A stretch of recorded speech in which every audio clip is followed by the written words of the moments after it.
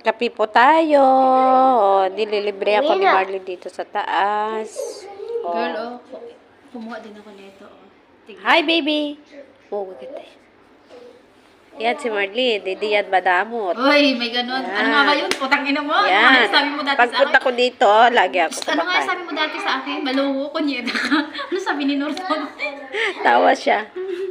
Oh, ito, pinagkape ako. Oh, may bises, ano, Skyflex. Uy! Oo, sige, yung bagos. Oh, sige.